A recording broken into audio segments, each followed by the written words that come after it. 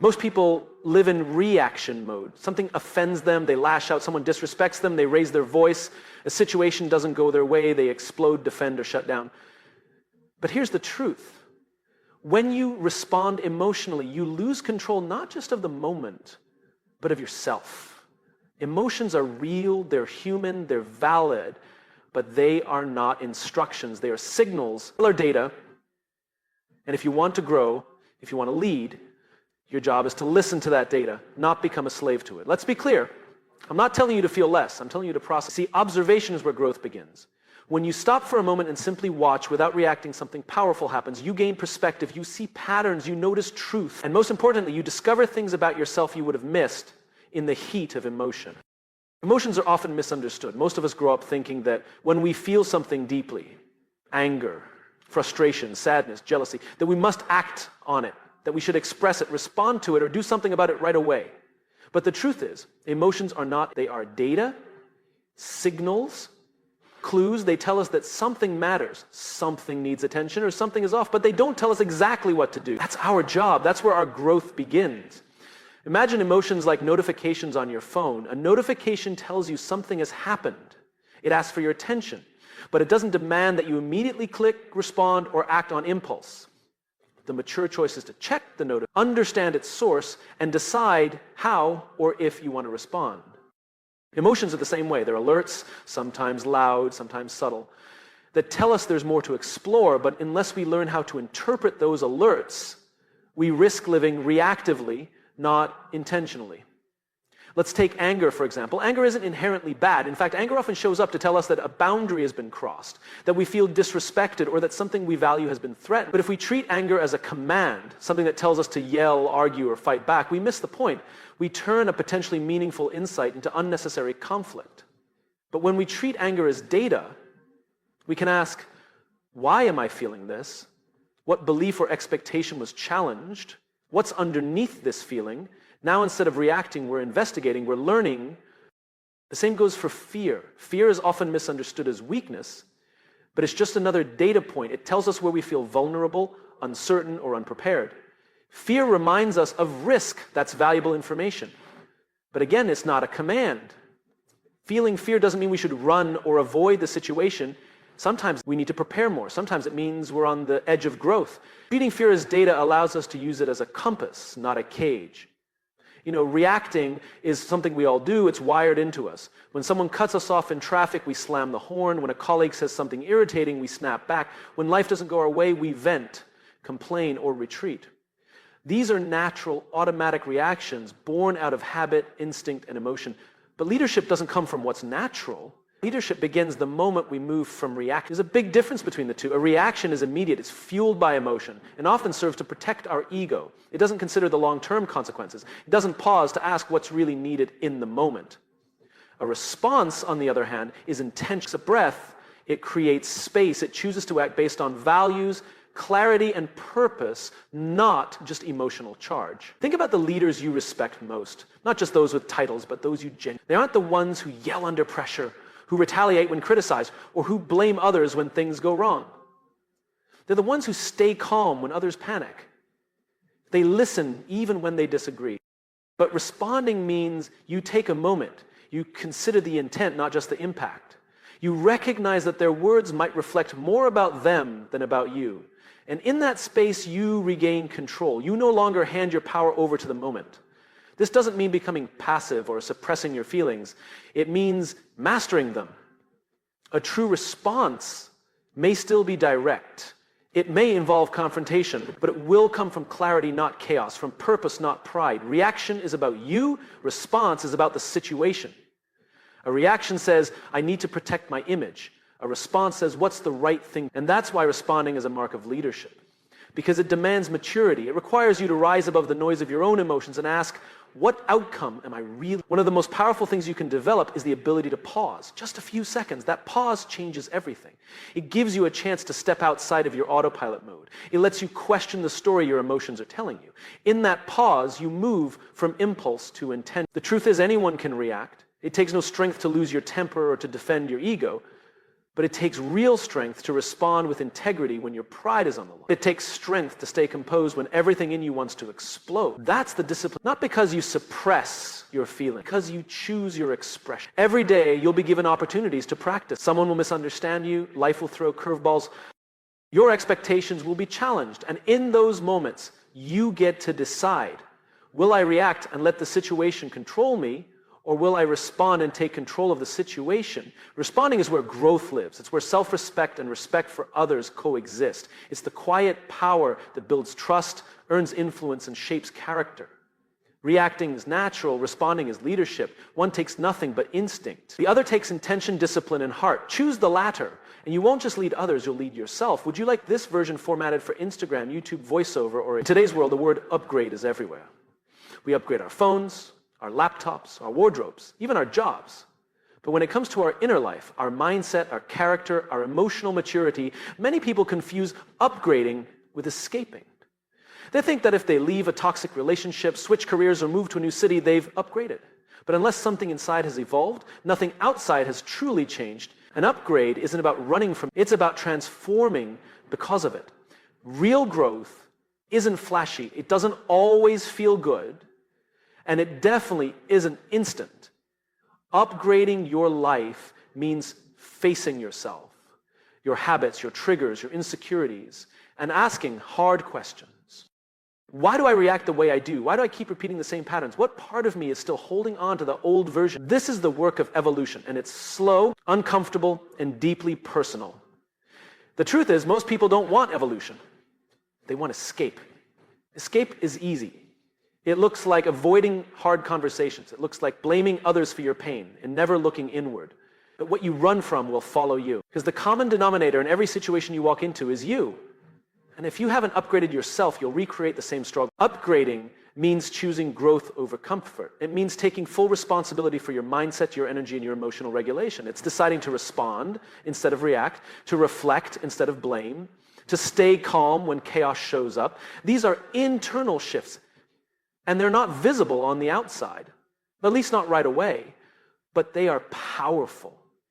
Because once you evolve internally, everything around you starts to align with that new version. There's a quiet confidence in someone who's truly up. They don't need to prove themselves. They don't need to shout about their worth. They walk differently, and they choose their words more carefully. They set boundaries with love, not anger. And they no longer see adversity as punishment, but as part of the process. They know every challenge is an opportunity to level up their thinking. When you evolve, you stop chasing shortcuts. You realize that upgrading isn't about having more, it's about becoming more. More aware, more grounded, more intentional.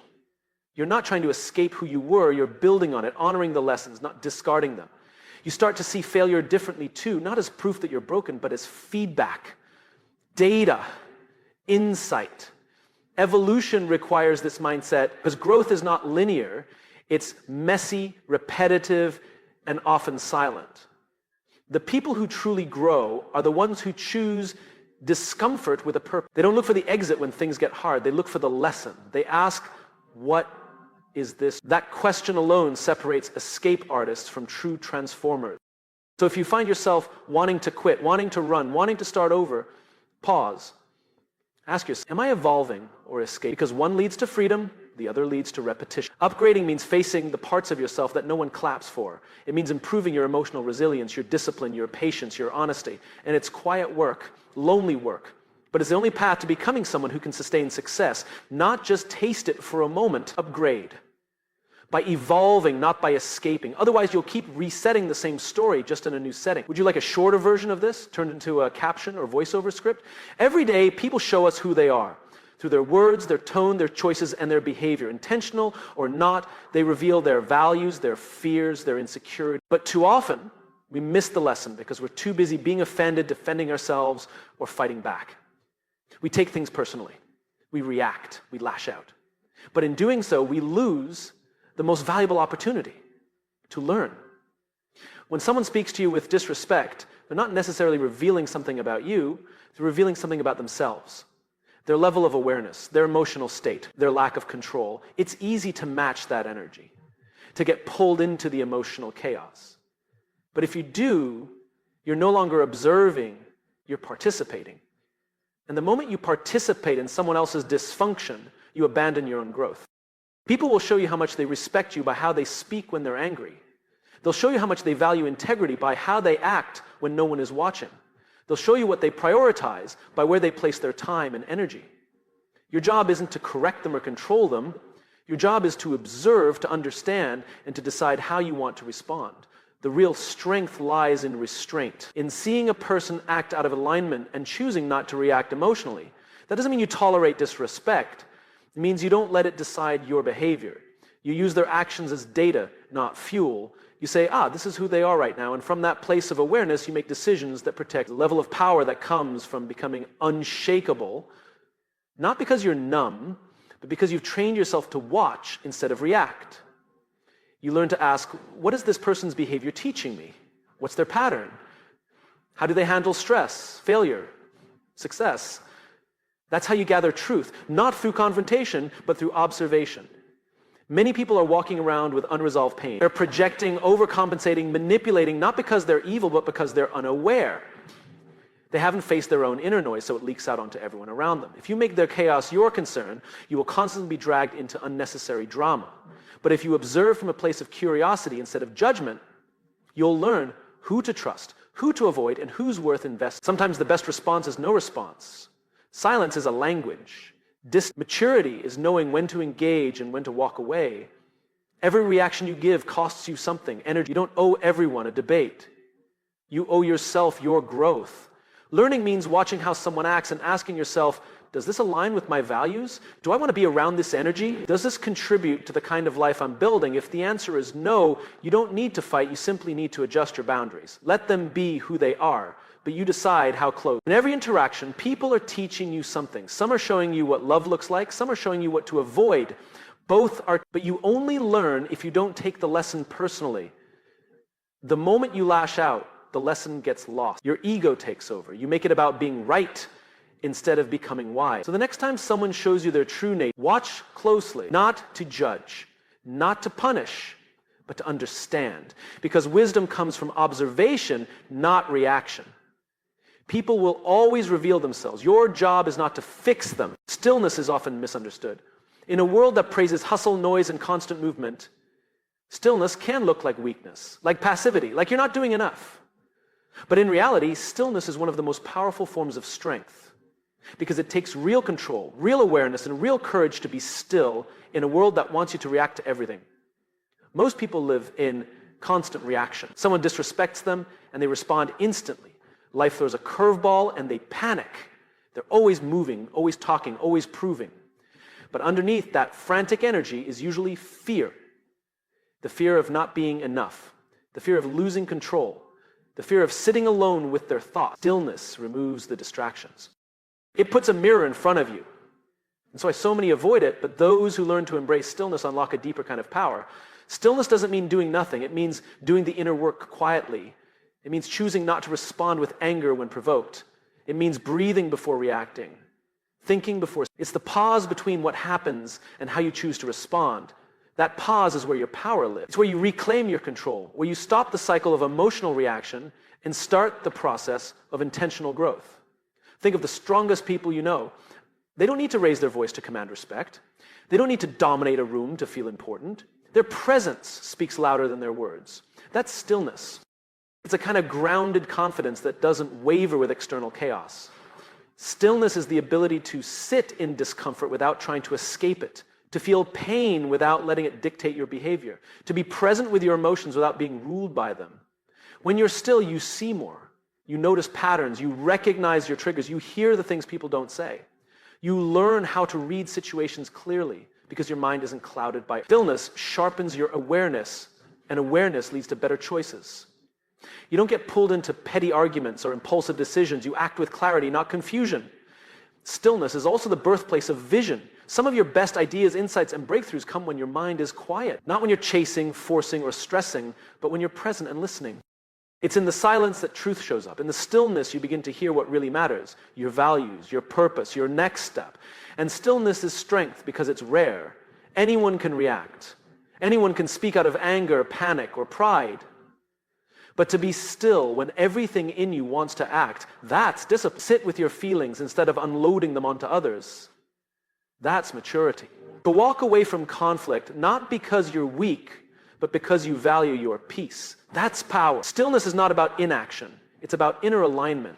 It's about knowing that your worth doesn't come from how loudly you speak or how fast you move. It comes from how deeply you know yourself, how steady you remain under pressure, how intentional your actions are, especially when no one's watching. In a noisy world, stillness is rebellion. In a reactive world, it's leadership. And in a chaotic world, it's your anger. So don't mistake stillness for weakness. Understand it for what it truly is: focused, controlled, conscious strength. Sometimes the strongest thing you can do is say nothing, be still. Because that stillness, that's where every level of growth demands a new version of you. Not just a better version, a different one. You can't carry old habits. You can't think the same, react the same, or move the same and expect a new outcome. Your next level won't be reached by doing more of what you've always done. It requires a new operating system, an internal upgrade that rewires how you think, what you prioritize, and how you lead yourself. Right? Most people try to improve their lives by adding more effort, more hours, more information. But real transformation isn't about addition, it's about replacement. It's about uninstalling the patterns, beliefs, and behaviors that no longer serve you and replacing them with ones that do. Because the operating system that got you to this point isn't powerful enough to take you further. That system is outdated. It was built for survival. But your next level is about purpose, align, impact. Take a moment to consider your old patterns. Maybe your current system runs on perfectionism. You work endlessly to prove your worth, hoping achievement will quiet the doubt. Or maybe your system runs on shapeshift, overextend, or stay silent to avoid conflict or gain acceptance. These strategies might have helped you fit in, avoid failure, or stay safe in the past. But they are not sustainable, they are not scalable, they are not meant for where you're going. To operate at the next level, you have to install new code. That means replacing insecurity with self-trust, replacing people-pleasing with boundaries, replacing emotional reactivity with emotional intelligence. That means learning to sit with discomfort instead of running from it, to speak the truth even when it's not popular, to stop seeking permission and start walking in conviction. All of these are internal shifts, but they change everything externally. Upgrading your operating system is uncomfortable because it means letting go of what's familiar. Growth always costs comfort. You will outgrow people, environments, routines, and even parts of your identity. That's not a failure, it's a sign of evolution. But you must be willing to release the old in order to receive the new. You can't download new software if your system is full of old junk data. You need space, you need clarity. Your next level will demand better habits. Not just in how you work, but in how you think. Are your thoughts aligned with your goals? Do you speak to yourself the way you would speak to someone you love? Do you set your day up with intention, or do you let it pull you in all directions? Your answers to these questions reveal the strength or weakness of your current. The truth is, every external breakthrough is preceded by an internal one. Before anything changes around you, something must shift within you.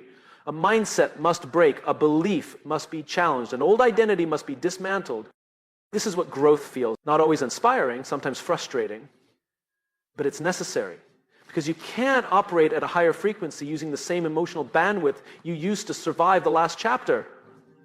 And here's the beauty of it. Once the new system is installed, everything begins to flow differently. You don't need to force as much. You make better decisions. You attract better energy. You respond with clarity. You become someone who builds the future rather than reacting to the past. Your next level has new requirements. It's not just asking you to try harder. It's asking you to become wiser, to operate differently, to align more deep. It's not about doing more. It's about becoming more